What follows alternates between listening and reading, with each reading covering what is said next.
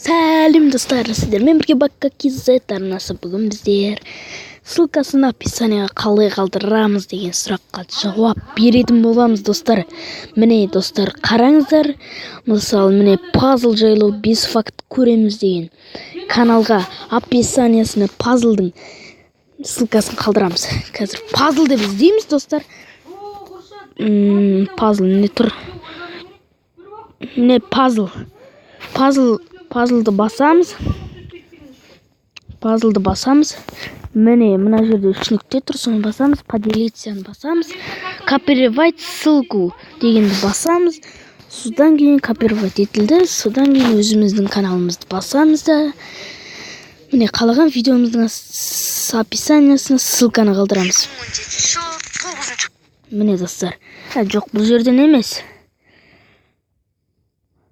Тоқта, міне осы жерден поделиться, настройка.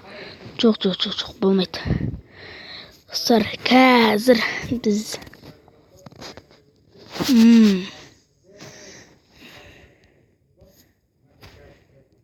міне осын басамыз, және изменитті басамыз. Содан кейін мына жерге пазл ссылка деп жазамыз. Ссылка. Енді мына жерді басып тұрамыз. Соны вставить істейміз. Болды. Пазлдың каналының ссылкасы бар енді. Қараңыздар. Міне, қараңыздар, біраз күте тұрамыз. Соны басамыз. Жоқ. Бұлай басамыз, соны қайттан шығып, қайттан кіреміз. Міне достар, сыңғырамыз, міне пазл ссылка деп тұр. Енді видеолардың ссылкасын қалай жібереміз бұның астына деген сияқты.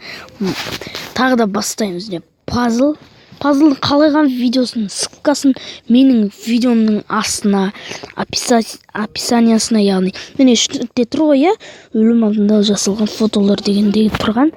Соның кетінде 3 нүкте тұр. Поделиться, копировать ссылку.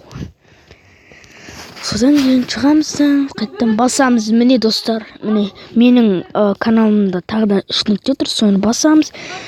Изменитті басамыз. Содан кейін мына жерге тағы да жазамыз. Видео деп.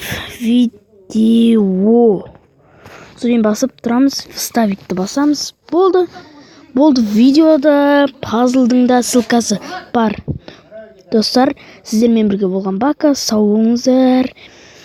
В общем, бүгін ссылканы қалай жіберу керек деген білдік.